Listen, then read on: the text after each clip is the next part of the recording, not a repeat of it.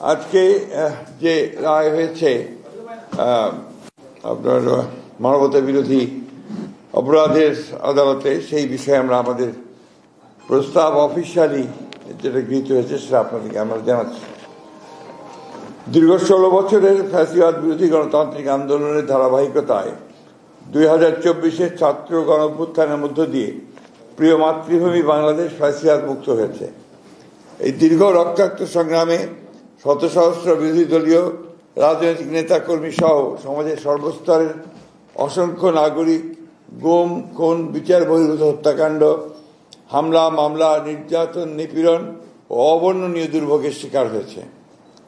অবশ্যই ছাত্রগণ অভ্যুত্থানে ছাত্র জনতা, শ্রমিক, নারী, শিশু সহ সহস্রাধিক নাগরিকের আত্মদান, অন্ধত্ব, চিরপঙ্গুত্ব বরণের মধ্য দিয়ে ইতিহাসের জঘন্যতম ফ্যাসিস্ট শেখ হাসিনা আওয়ামী বাকশালী শাসন আমলের পতন হয়েছে।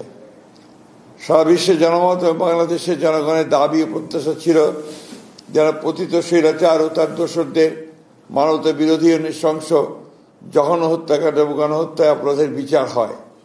আন্তর্জাতিক অপরাধ ট্রাইব্যুনালের দীর্ঘ বিচারিক প্রক্রিয়ার মধ্য দিয়ে আন্তর্জাতিক মানদণ্ড বজায় রেখে আজকে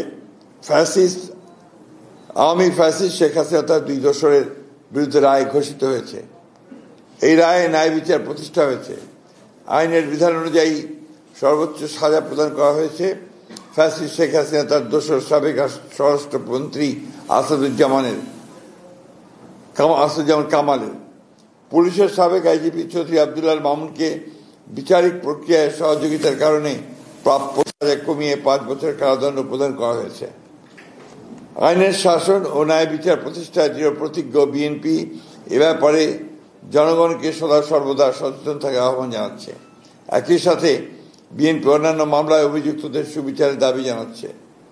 আমরা মনে করি গত 16 বছরের গুম, খুন ও বিচার বহির্ভূত হত্যার শিকার এবং 2024 ছাত্র গণ অভ্যুত্থানে রাষ্ট্রীয় সন্ত্রাসের শিকার সহস্রাধিক শহীদের আত্মা শান্তি পাবে এবং তাদের পরিবার পরিজনদের ক্ষোভ কিছুটা হলেও প্রশমিত হবে।